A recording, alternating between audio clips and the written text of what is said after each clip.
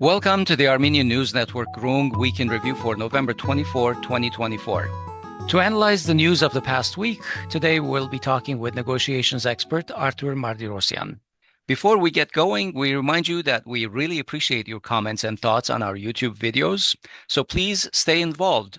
Like our shows, share them with your friends, and help the infamous algorithms to favor us and make us a little more visible. Asbed, also today, November 25, when we're recording this podcast, is the birthday of Monte Melkonyan, Armenian national hero who embodied unwavering courage, intellect, and a selfless dedication to the liberation of Artsakh and the Armenian cause, and inspired generations with his vision of a free and secure homeland. Despite our dark days, his legacy inspires us, proving that heroes like Monte come from the strength of a people. And last but not least, we must not forget that it has been 433 days since the Azeri attack on Artsakh on September 19, 2023, and still Armenian hostages and POWs continue to be tormented in Aliyev's jails. Okay, on to the show to talk about what happened last week. Hello, Arthur. Welcome to the show. Hi, thank you for having me. Great to have you. Welcome, Arthur. Thank you. Look, we all know about the spate of resignations of many of Pashinyan's cabinet members, and also members of parliament, and also the head of the Supreme Judicial Council. That happened all last week. In fact, we covered it, and we weren't planning on addressing it anymore.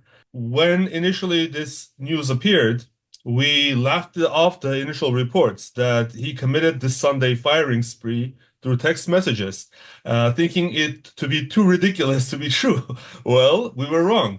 He actually admitted in an interview that he asked all these people to resign by text. And look, senior members of government are members of government, and Pashinyan can fire them at will, but members of parliament are elected officials, and a member of the Supreme Judicial Council is voted on by parliament and the judges, and is supposed to be independent of the executive branch. Yet all of these members of legislature and a member of the judicial branch resigned at the quote-unquote asking of the head of the executive branch. I mean, except I think one of the MPs is trying to fight it off, but I know this may not be a negotiation.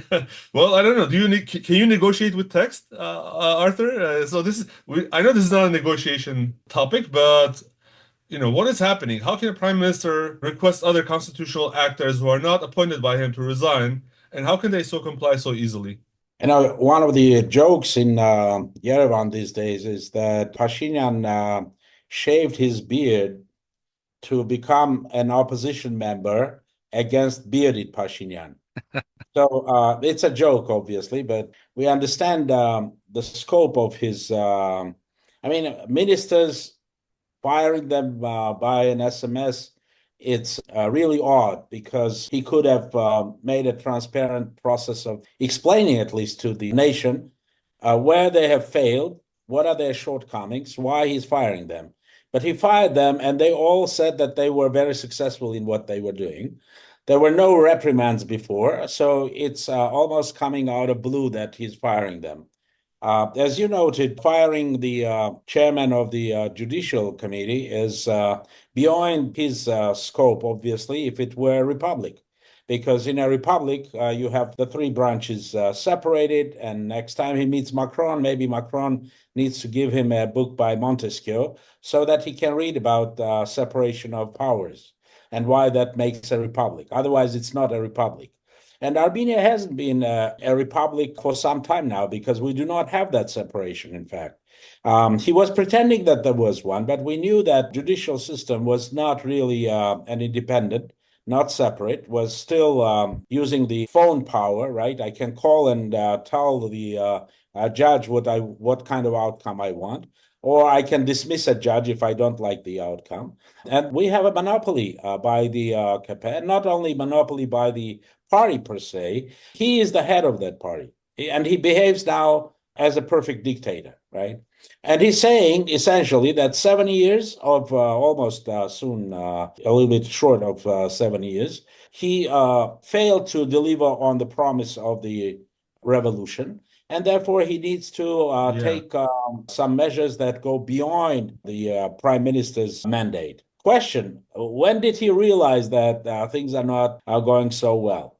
what happened? What was the trigger for him to decide that these ministers need to be fired? He needs to intervene with the judicial system. I think he saw that he was losing the core electorate. His core electorate was the one that believed that Pashinyan coming to power would return plundered assets to the nation, and they'd be somehow all beneficiaries of that revolutionary process of reallocating what was plundered from people, giving it back to the people, that kind of a promise. Obviously, he could not deliver on that, because if he were to deliver, he would need to start from his own. Some of the people who were benefited from the rogue privatization process of early 90s, who made fortunes at that time, are members of his team. So if he were to start, he knows where to start, right? I mean, Yes, exactly. Essentially what the promise was, and why I'm saying it was not realistic, the promise was almost to nationalize everything and then to start a new privatization process. Impossible to do. If you're not going to do that, what else can you do? You can start selectively, right? Targeting people and saying that this guy, for instance, who is my political opponent, he is from the former plunderers of the country, and therefore we need to take his income or property or whatever was unlawfully obtained. But then there is a question: who's deciding whose property you can take and who is untouchable? Yeah. And we're getting into a very murky situation when those decisions are made by someone who can be politically biased, right? So here is the situation, and he knows that he needs either to go to another snap elections or for elections 2026. If he does not show that he is now getting serious about delivering on his promise, he's not going to be able to garner the same number of votes he did in 2021.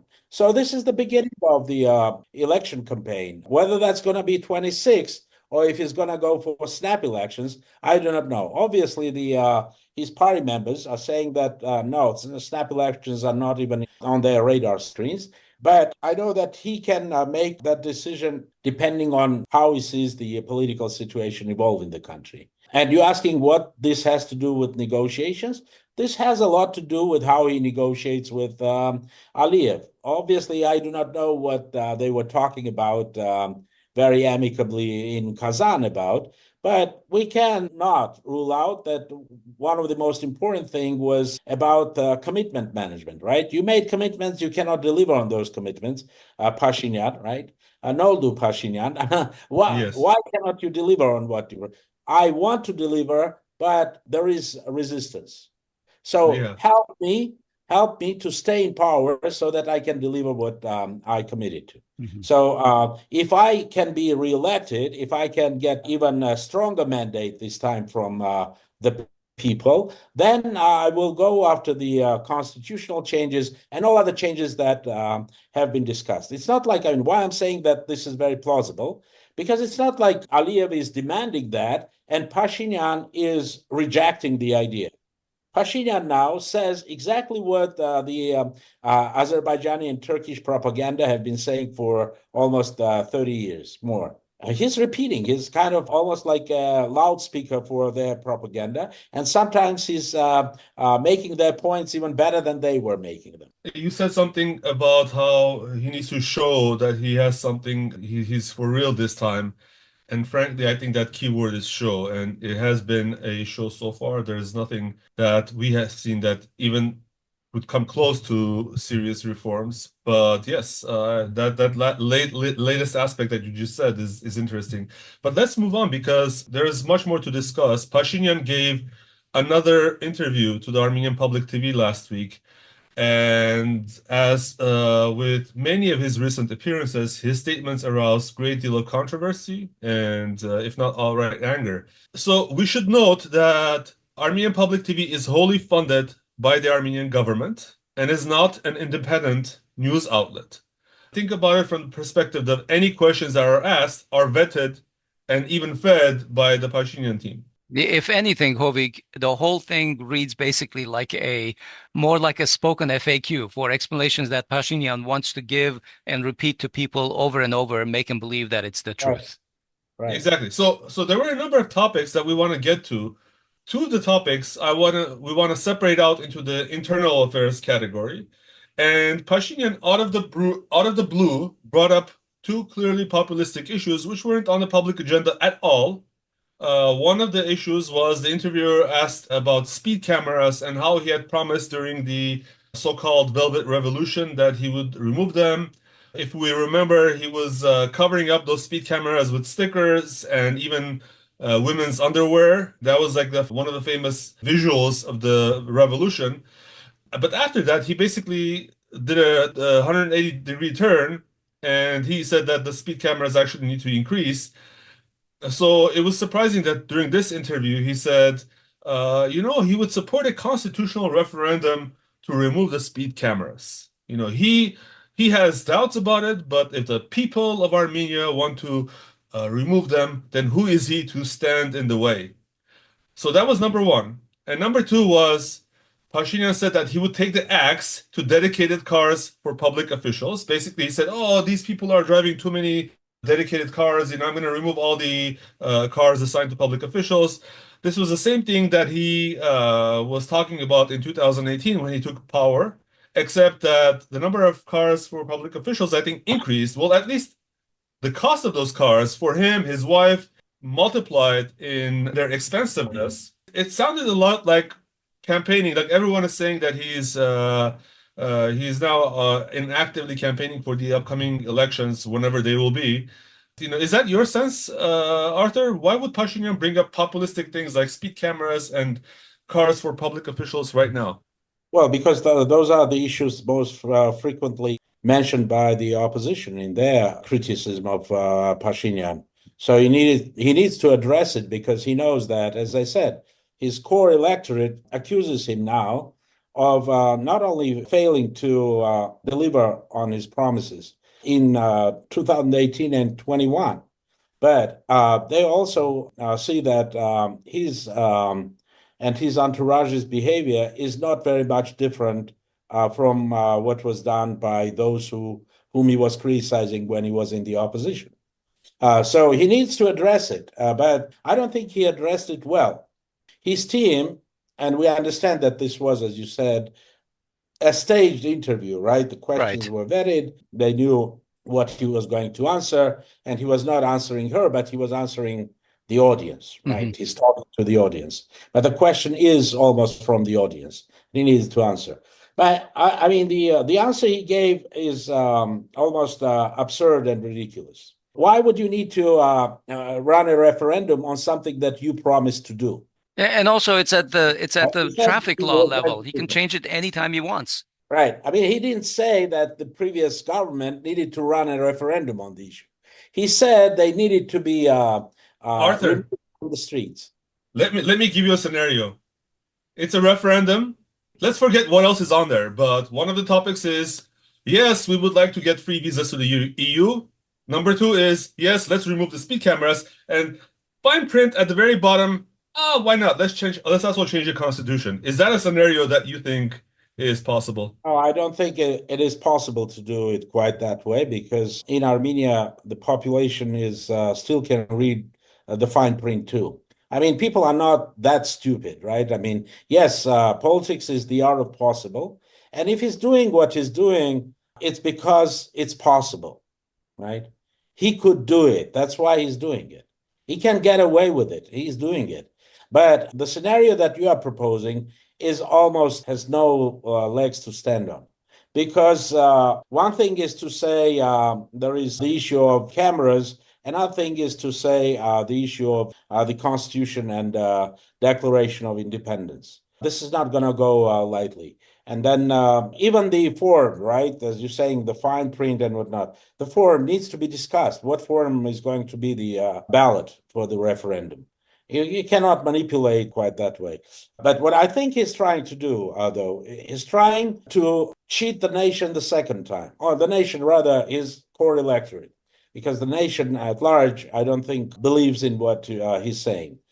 He's not going to run a referendum on cameras. Forget about it. It's just a way for him to say that he wants to do what the people want. But he knows what people want. And when, as I said, when he was demanding that cameras be removed from the streets, he was not suggesting that the government should run a referendum. He was imperative. He was saying, and I'm going to do it, and they should do it. It's imperative. People don't want it, period.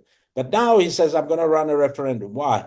What's the referendum? He hasn't run a single referendum in 6 years, and now all of a sudden he's going to run a referendum on that issue. About There are traffic many other cameras. issues he could run a referendum.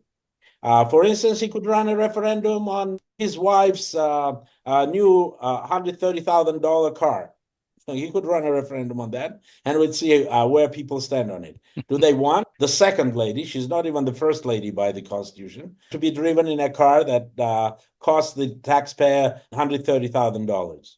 There are many other areas where this nation could spend $130,000. Right. From education to healthcare to veterans issues and so many other things. So the whole idea that he's saying, "Oh, I'm ready to run a referendum on that," is just a way for him to dismiss the issue. I'm not doing it because we didn't run a referendum.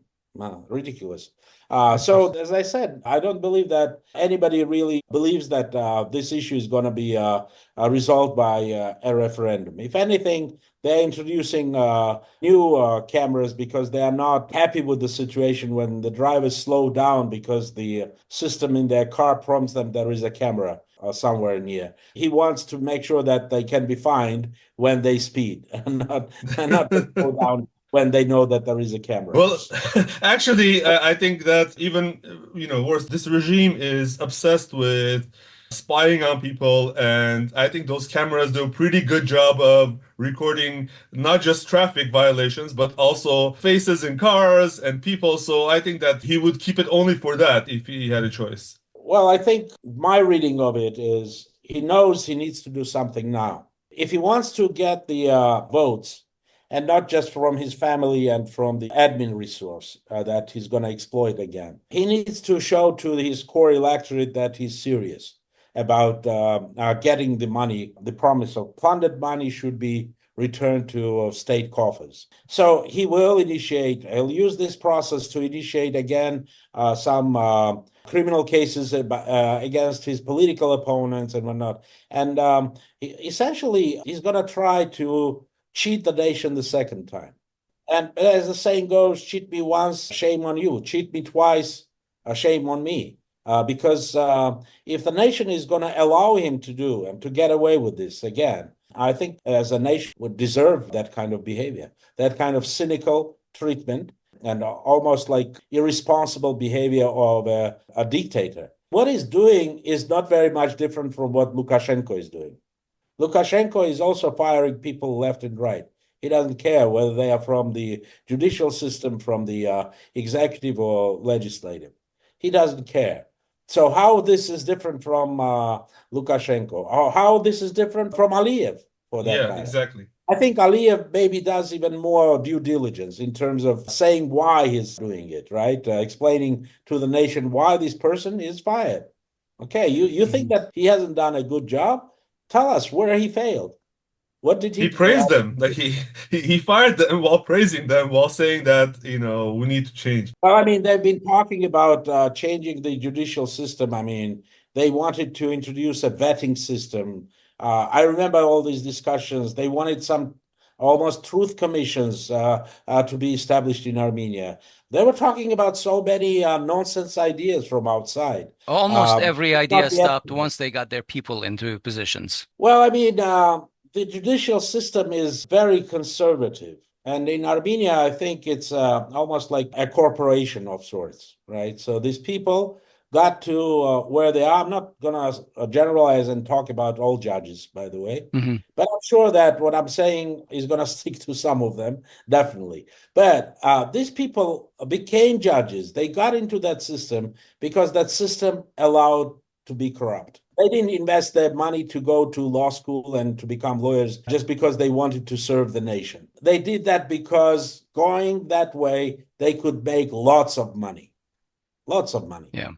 And, to change this whole thing, this system, you really need to start not only from education system, but you need to start where people are motivated to serve a state and the nation to begin with. Value system. Yeah. Exactly. Let's take up a couple of the other major topics, Arthur, from Pashinyan's interview.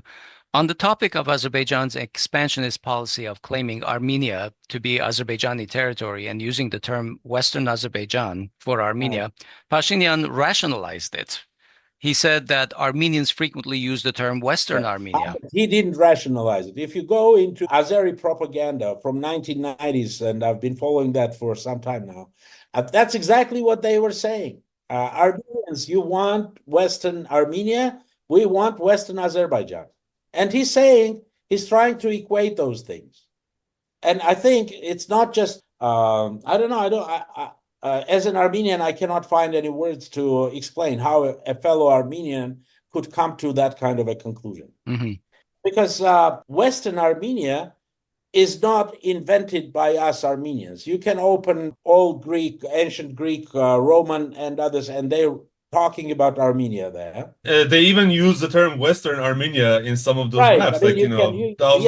I'm not going to go into the historical discourse here into who, when, and how used the term Western Armenia. But the point is, more than 40 countries now have recognized the genocide that happened on that territory, and they all call it Western Armenia. That's where it happened. Now, he's trying to equate that. Rather, he's repeating what Azeri propaganda was saying, that Azeris living in Armenia, in Soviet Armenia, who were, well, you could say that it was a forcible exchange of populations. Although in the case of Azeris fleeing from Armenia being compensated by the Soviet Armenian government, and Armenians fleeing from Soviet Azerbaijan, starting from Sumgait and then Baku and all other pogroms. Well, you cannot even equate that. Some have tried to do that in some ways, right? Like the Vals and others, kind of both sidism, right? So Yes. Armenia did this, and then Azeris did this, and this is a conflict where both sides can be equated somehow, which is really, I think, even insulting to be doing that. Right. Insulting because it's against the truth. The truth is that, yes, there was violence against Azeris in Armenia, but it was not on a scale or comparable to what happened to Armenians in Azerbaijan. So he's trying to compare forcible exchange of populations, which has happened. The Greek population in Turkey was exchanged with the Turkish population in Greece. We know that. So here too, you could talk about, but he's trying to compare genocide with the forcible exchange of population. But also on top of that, Arthur, it's one of them is, Western Azerbaijan is being parroted by government officials in Azerbaijan. There is a dedicated member of parliament in Azerbaijan who is the representative of the Western Azerbaijani community. I don't think that the same level of rhetoric is coming from the words from the mouth of government officials in Armenia. I mean, I don't think any former leader has emphasized Western Armenia. Maybe they have, I'm not sure, but it seems to be much more of an overt policy in Azerbaijan than in Armenia. No, of course. I mean, the whole thing started in '89. I think the first time they tried to form a community of YerAz. They were calling them YerAz. In Armenian, it means dream, but it's an abbreviation from two Russian words, Yerevansky Azerbaijanis. Yerevansky Azerbaijanis. YerAz. Okay. So they were calling them YerAz. Azerbaijanis from Armenia fleeing to Azerbaijan. So YerAz were mistreated even by their own people. They were looking at them as, especially in Baku, as, a very uncouth and peasant population that tried to live in urban situation, in urban area. But once they fled from Armenia with compensation for their lost property and whatnot, they were kept in mostly. They were not given the apartments of Armenians, by the way, in Baku or other major cities. They were kept in the camps for refugees or forced migrants. And from that point on, they started to manipulate this issue. Remember the government then in the Soviet days, it was Vizirov and then Mutalibov. They were all starting to say that here, if Armenians want to have autonomy or it's unfair treatment of Azerbaijan, Azeris in Armenia also needed to have an autonomy. There should have been a symmetry, and the Soviets violated the equality principle. They gave autonomy to Armenians, and they didn't give one to Azeris. So from 89, they started. Then when they lost control, not only of Karabakh, but areas around it, spending money to keep these people, because these people, the government in exile, sort of, right? You need to pay them. You need to keep them. Was nuisance at some point. And for them, it was nuisance, even the government in exile that they had from Karabakh community, Azerbaijani Karabakh community. So and there was a representative in parliament for that as well. Right, but it was not as much part of the policy as it became when they got in control of Artsakh, occupied Artsakh, got the territory, and their appetite for more. Because Azerbaijani or Turkish nationalism, Azeri Turkish nationalism, from 1918, from the very beginning, and by the way, the Azerbaijan in 91, in their declaration of independence, they declared continuity with that republic, 1918. And a republic of 1918, as we know from history, had territorial claims. And one of the reasons the League of Nations would not recognize the two was because there were territorial disputes. And Azerbaijan was claiming almost the same territories that they claim now.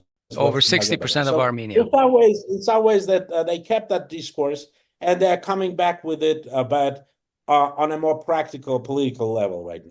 Coupled with that is obviously the suit that they filed in the court in the Hague for the damages done through the occupation of Azerbaijani lands by Armenia, right? For $1 trillion US dollars. So that's Azerbaijan, and Baku has a very aggressive policy, and the stance of Pashinyan is, let's give them what they want, and let's keep what we can keep, and then maybe from whatever is going to be left for us, they will let us leave. So I want to ask you, as a negotiations expert, is it proper to hear all of these demands from Azerbaijan? For example, on the topic of Azerbaijan's demands for Armenia to change its constitution, Pashinyan said that Azerbaijan too has territorial demands in its constitution, but Armenia is not raising those issues because it doesn't want to derail the peace process.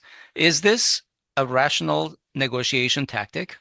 Well, I mean, in some ways, there is the issue of reciprocity that is at core of any trust between humans, right? So we want fairness, we want reciprocity, therefore.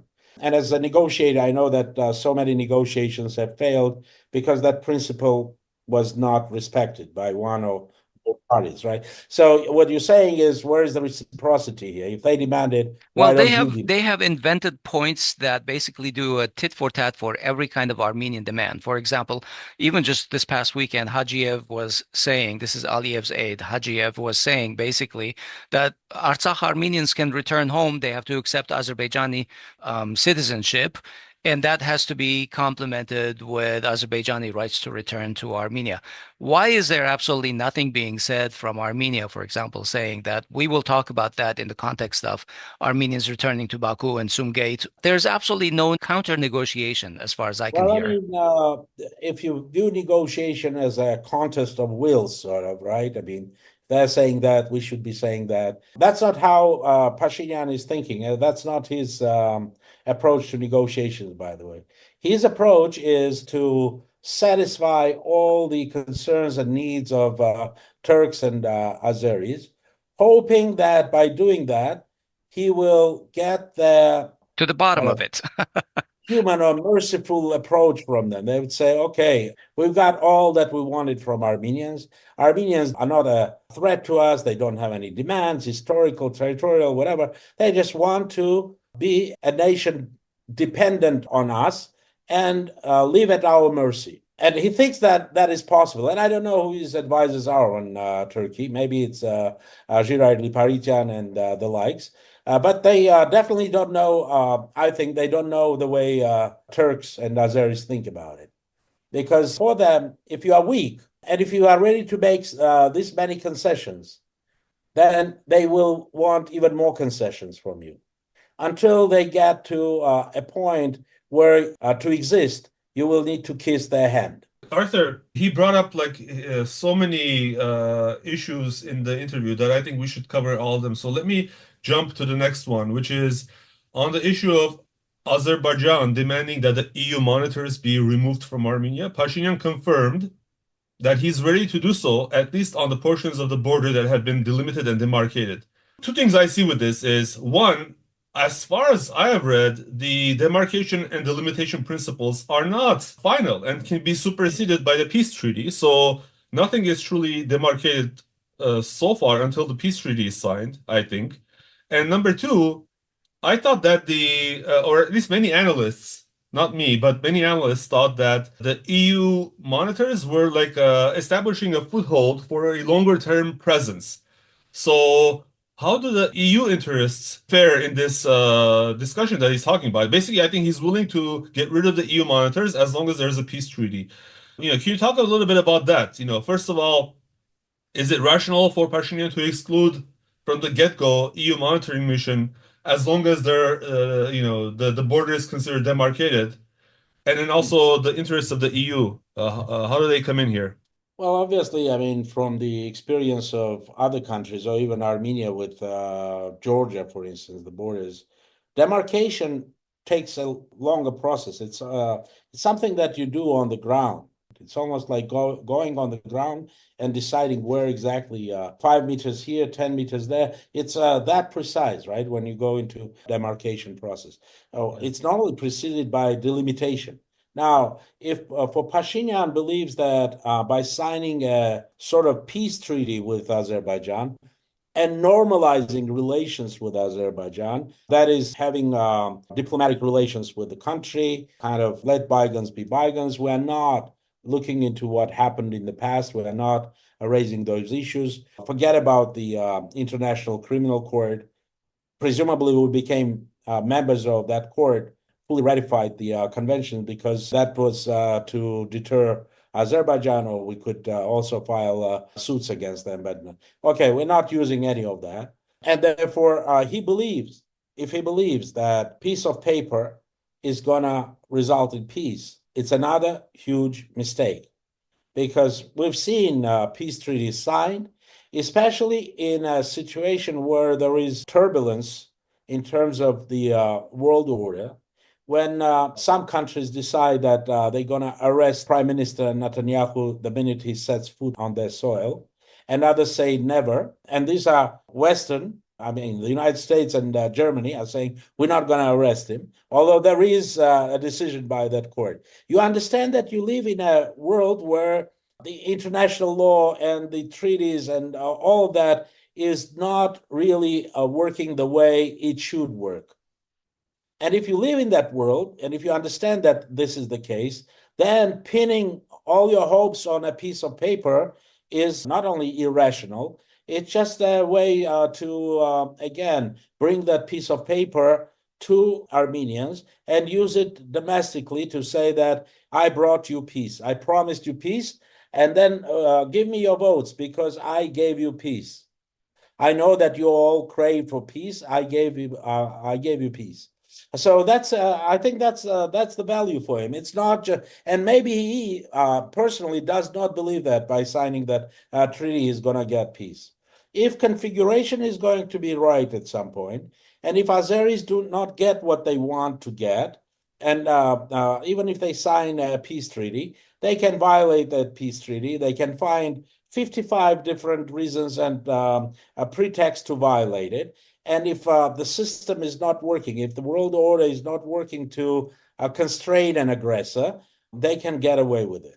Nobody is asking what Turkey is doing in Syria these days. Nobody is asking what Turkey is doing in Iraq these days. So are you saying that there can be exceptions? And if there can be exceptions, why you think you cannot be in that same category? Now, as to Europeans, Europeans have their own interests. One, gradually squeeze the Russians out of here. Not only Europeans, but the West, the collective West. They want Russians out of here. So setting foot in Armenia by having the observers is a move in that direction. But not only, they are genuinely interested in peace. Europeans are. They don't want a new war, or they don't want anything to happen with their dreams of getting the Russian gas through Azerbaijan, labeling it Azerbaijani gas. They need that gas, and they will be calling it Azerbaijani gas. And to get that gas, they don't want a long, protracted war. But Azeris may sell it to them as a very quick war, just as it was in 2020. What are you going to do then? Right. These observers, are they going to help you in any way to stop Azerbaijan? No, I don't think. I think it's a matter of, the right configuration for Aliyev to make a decision to go to war or not, or to take it by force or not. It's not a matter of seeing here European observers. European observers will pack and go. Just like right now, embassies in Kiev are being emptied because they fear Russians can next strike with their Oreshnik Kiev. Mm-hmm. And we've seen UN observers, we've seen UN peacekeepers, we've seen OSCE peacekeepers, and all sorts of peacekeepers and whatnot. If there is a certain configuration in a failing world order that would allow to do it by force and get away with it, do not doubt a second that it's going to be done that way. Mm-hmm. So it's not. I mean, for me, it's axiomatic. By signing a treaty, you are not getting peace. Peace is a process that requires trust, and reciprocity is part of that trust, by the way. But if you are trying to cheat your population by telling them that this is peace, maybe some part of that population will fall in that trap and say, see, Pashinyan did promise us it's going to be peace, and it's peace now. Moreover, there can be even positive dividends from that peace, short term, from Azeris, giving gas to Armenia at a discounted price, or giving oil to Armenia at a discounted price. But anything Azeris are going to be doing is not going because they like Pashinyan or they really want peace. They're going to do it just to advance their agenda. Next thing on that agenda will be Azeris want to come back to Western Azerbaijan. And if you are really a democratic country, you cannot say no to that, because we're not saying no to Armenians coming back to Azerbaijan. Let them come back, take Azeri passports, and become citizens of the Sultanate. Azeris will come to Armenia if the government supports them, gives them funds the process, and does. But no everything. Armenians will go back to Azerbaijan. I don't believe that you'll see many Armenians wanting to go to Azerbaijan. Mm-hmm. Yeah, I've mentioned this before. Then shouldn't there be a reciprocity that as many Armenians who do go to Azerbaijan, that many Azerbaijanis can come to Armenia? Simple enough? That's an option. You are saying this is going to be, again, you're looking at it and saying from fairness perspective, reciprocity perspective, let's agree that it's only fair, right? This many Armenians can come to Azerbaijan, this many Azeris can come to Armenia.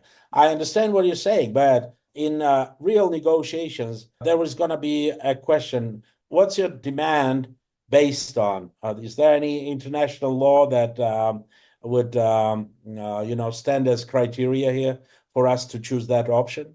I cannot say that there is one. It's by an agreement between the two sides. Mm-hmm. Again, if the two sides are really good-willing, and if they're willing to build peace, they would go for that. But we're not in that situation.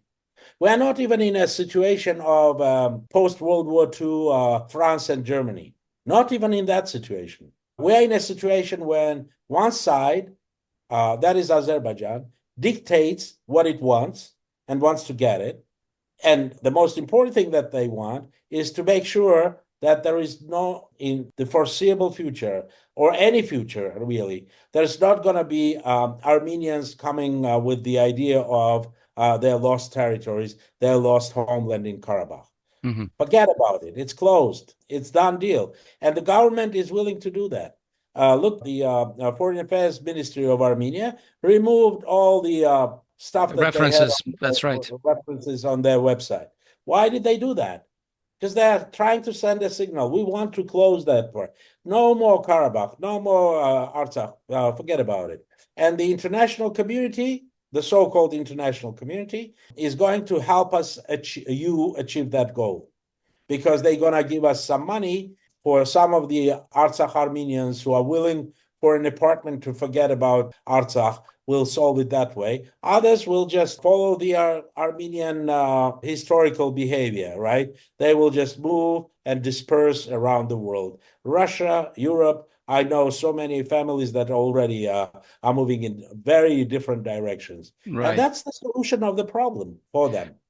I personally believe this topic is of the return is inopportune to talk about right now, especially there's no goodwill on the side of Azerbaijan. But let's move on. You mentioned Areshnik, and because the outcome of the war in Ukraine is so crucial to Armenia, the region, and in fact the world, let's address some of the recent developments. Last week, in a move that was apparently previously planned to happen after the U.S. elections, the Biden administration authorized Ukraine to use long-range U.S. weapons to strike targets deep inside Russia itself. And immediately after the news of this was published, Ukraine fired ATACMS missiles at Russian targets in Kursk. I believe that was also repeated more recently. Not first in Bryansk, then in Kursk. Yes, in Bryansk and in Kursk. Yes. Bryansk and then in Kursk. And the Russian response to this move did not keep us waiting. They fired a completely new weapon in the Russian arsenal called the Areshnik, and at Ukrainian targets in the Dnieper or Dnipropetrovsk or Dnipro. At the same time, Russia updated its nuclear doctrine, lowering the threshold for nuclear weapons use, allowing for nuclear response to conventional attacks that pose critical threats to the sovereignty or territorial integrity of Russia, and also important, its allies. So that includes Belarus at least. And we know that Trump has signaled intentions to halt the conflict in Ukraine, albeit without providing any details or any roadmap.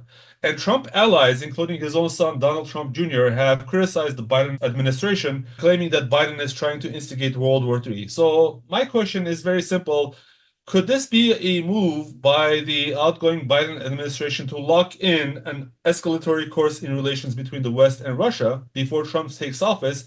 Or, as some others predict, like a more nuanced approach where this type of escalation plays into Trump's hands, where he can potentially use it as another negotiating chip in negotiations with Russia. Which do you think is more correct? If you read The Art of the Deal, a book presumably written by Trump, where he describes himself as a very successful business negotiator, and if you follow him as a negotiator internationally in foreign policy, you could see that one of the important weapons he's using in negotiations is uncertainty. For him at this point to take a stance, either supporting or criticizing the Biden administration decision, is going to deprive him of that negotiation tool in March, April, or wherever the window for negotiations is going to reopen. He may use it, as you're saying, as a chip with the Russians, or he may not. I mean, it's very hard to say how he's going to strategize what to do there.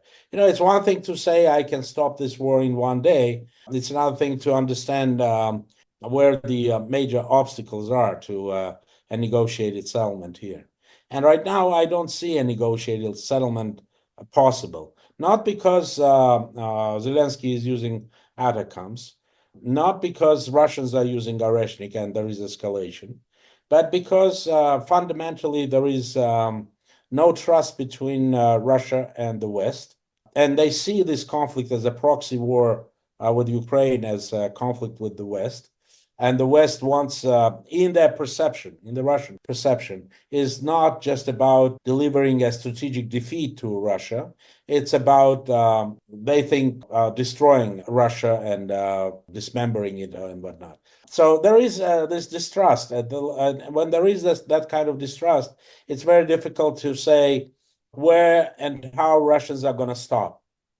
They're advancing now, and the rate, if you look at for a long time, it was almost like the Western Front in World War One, right? Trench warfare, when you are not moving more than 50, 100 meters a day, or maybe less. But now they're moving, and the latest movement is about 20 square kilometers a day, or sometimes even 50 square kilometers a day. They're advancing, and the most serious problem that Ukraine has is mobilizing enough trained troops to stop the Russian advances. So the question would be where Russia would want to stop. Zelensky believes that if he strikes Russian targets, now the Wall Street Journal is saying they're targeting Rostov, another Russian region, which was not targeted before. And obviously, Russians understand that targeting through satellites is done by Americans or the Brits or the French now. And without them, you could not use these kinds of weapon systems. So then the question is, will they strike back to, as Putin's revised nuclear strategy suggests, would they strike back at Paris or London, arguing that these countries are at war with them? I think that will immediately be a signal to start a war with NATO, because Article 5, as we know, one attack is against all. So I doubt that Russians are going to do that, but Russians are not going to stop then. And for Trump as a negotiator, I think the most important things to gain from this, and you could hear Lindsey Graham and others, Graham talk about that, is the trillions of dollars in the Ukrainian soil, right? So who's going to get it? Who's going to get the spoils of the war? American companies and Western companies are already lined up for the mineral resources of that country. Russia has taken, I think, the richest parts, but there are a couple more that they can. And the question would be, what would you tell Russians? Why should they stop now if they can get more? And what would you tell Ukrainians? Why should they allow Russians to take more? Why peace at this level is acceptable now? Because peace at even better peace deal was available in 2022. But they declined it. They said they were going to fight because Boris Johnson and others told them that they can fight Russia and they can win Russia, and then they can get to the borders of 1991, including Crimea. But now they're saying it's impossible. Well, there's going to be a question, right, for not only from those who lost their loved ones in this war, but from the general population. Why did you do this? It's a question, by the way, very similar to the question of Pashinyan, right? Why didn't you stop in October when you could? Why did you continue? What was his answer? So that you do not call me a traitor. So he continued and lost even more. So Zelensky is doing exactly the same thing right now, because I didn't believe from the very beginning that Ukraine stands any chance of winning this war militarily. Peace is going to be very difficult for Russia too. I don't think it's going to be a cakewalk for them once they even get in control of the territories they want to control. But that's a totally different story. The story right now that is important for us to understand, will this escalate to a point where one or maybe more players will be willing to press the nukes button, right? Leading to a situation of nuclear warfare. Yeah. I hope not. I hope they're rational enough to stay out of it. But Russians, in some ways, can strike Ukraine when they're saying that it's really done now by the West. And there is a logical question, right? If these missiles are operated by Western countries, it's not like, we allow you Ukrainians to use these weapons and they go and shoot with the sniper rifle or whatever. These weapons, sophisticated, require targeting, require satellite input before someone presses the button. So if you Russians are saying that this is done by the West is now a party to this war, then by striking at Ukraine, you are not solving the problem. They will continue to shoot at you. You are destroying Ukraine, but you are not solving the problem in some ways. Yeah. Unless get to a point where even the West will be forced. But how can the West have a skin in this game, right? having a skin in this game is, like Daily Mail today published a map with Areshnik reaching different European capitals in minutes. Like London is 20 minutes, Berlin is 14 minutes, and so forth. And you cannot stop 10 Mach. You cannot stop this supersonic weaponry. But will Russians do that? I hope not, and I doubt that they're going to do that. So for them, also the loss in this game is significant because they're destroying the country that they really want to make part of Russia, right, or an ally of Russia in some ways. And the West is getting away with that, and they don't know how to respond to the West unless they go after other asymmetrical responses. There was the internet cable. Whether that was done by Russians or not, I cannot assert, I cannot say. This war can also move to a satellites war. Yeah. Also a dangerous proposition, but it probably is discussed by strategists in Moscow. Arthur, we talked a lot about Russian priorities and priorities of the Trump administration. The resource angle is very interesting because all of those rare earth minerals that that are in the ground in Ukraine are important for another conflict that the U.S. is planning on waging with China, which is the future like AI-driven conflict and more computers, more energy. But that made me think of actually we haven't talked about China at all. So I believe that Trump on his team has more people interested in a escalation of rhetoric with China than with Ukraine. And if, like many realists that I've heard say that if US is serious about competing with China strategically, then it cannot afford to do so without breaking up the Russian-Chinese partnership. Right. So like a classical, I think, prisoner's dilemma, where if either Russia or China essentially agree to this proposition from the United States, then both will lose. But how does one get from where we are today to a situation where the US is able to successfully split up Russia and China? Do you see that being possible right now?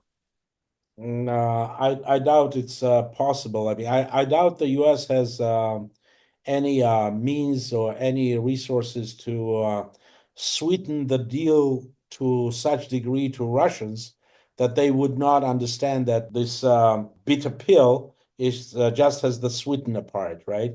Because the minute they say, yes, we are with you against China, their days are also going to be numbered. I don't know. I think, and when I say that the days are going to be numbered, I'm saying that the way the Russians would think right now about that proposition. That's how they see it, because trust is very low. They don't trust that the West, I don't know what they're going to promise. Take Ukraine. Let's get sanctions off. We're going to, again, hug and go to Olympics together. And whatever they say, it's not going to be the same as it was in 1990s, the honeymoon of Russia and the West. It's not going to happen again. This trust is very deep. Moreover, Russians are now trying to build a new kind of elements, at least, of the world order, where they're going to have a role that is going to be much more significant than whatever role they're going to get. Yeah, Eurasianism. G7 or G8 or whatever it's going to be. So I doubt Trump or any other player in the U.S. by now will have any means of getting them in. Moreover, Russians see that some of the Europeans are really unhappy with the way it was done. Yes, a couple of days ago, Ursula von der Leyen was running a European Commission meeting where they were discussing their strategy in a scenario if Trump introduces new tariffs against European goods. So what leverage Europe has in that kind of scenario?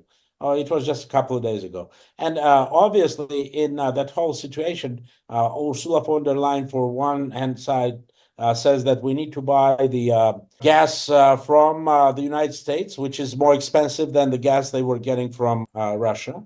And not all players are happy with that kind of a price they're going to pay for getting freedom from Russia. Right?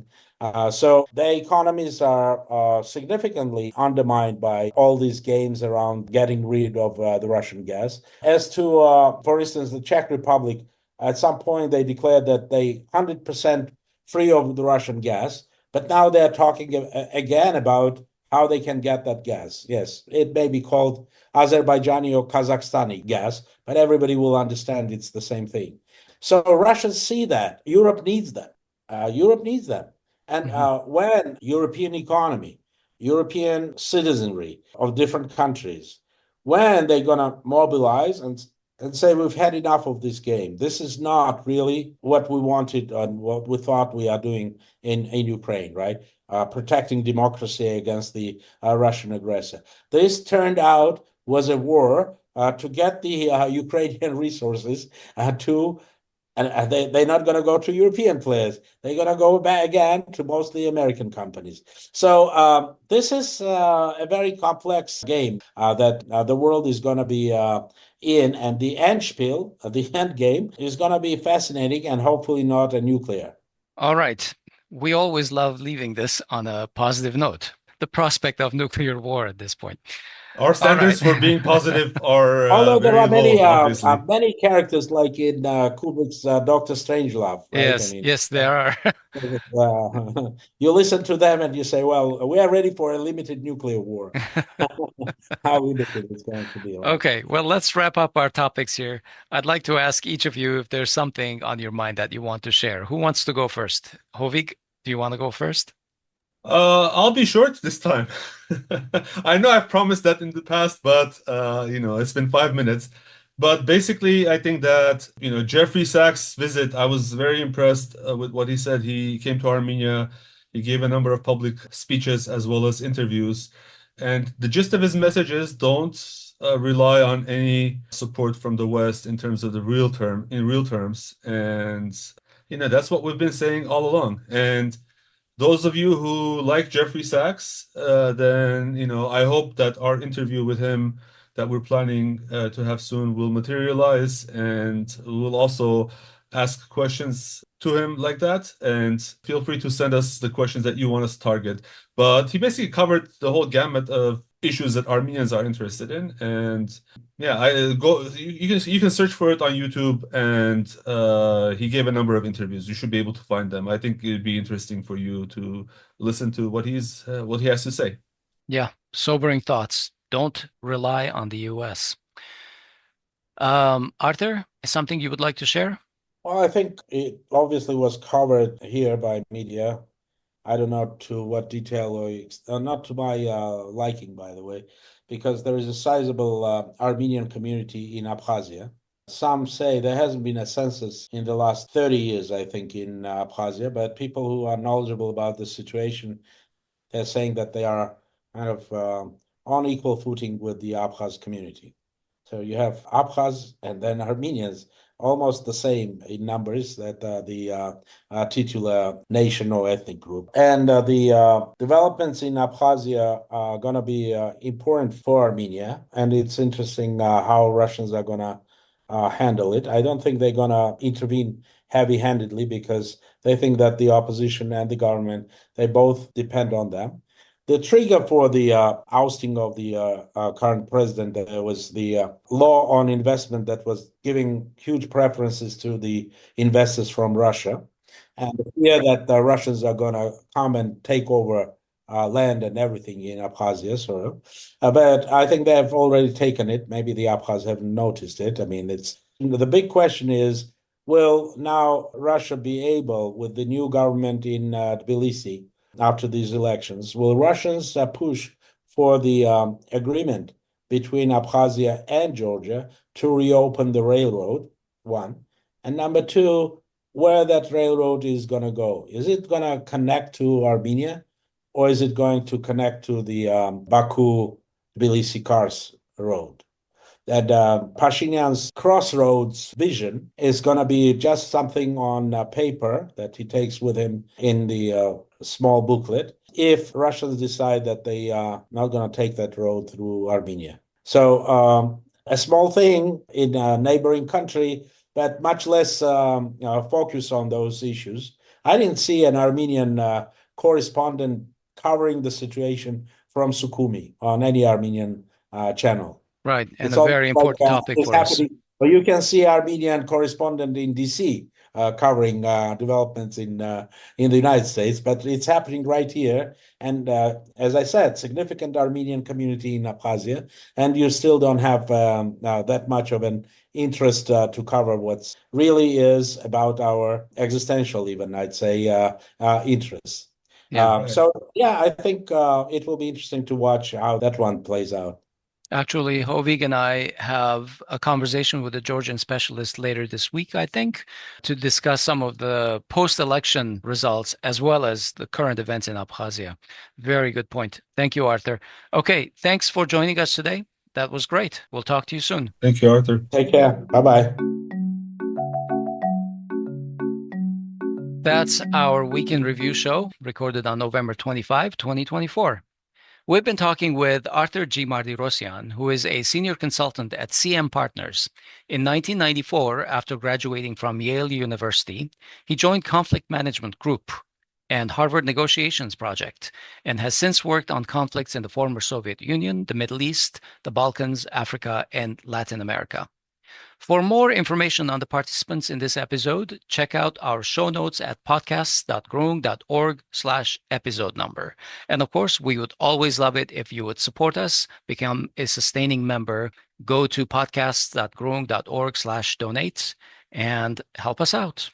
I'm Asbed Bedrossian. And this is Hovik Manucharyan. Please follow us on social media and follow us everywhere you get your Armenian news. The links are in the show notes. Thanks for listening. We'll talk to you soon.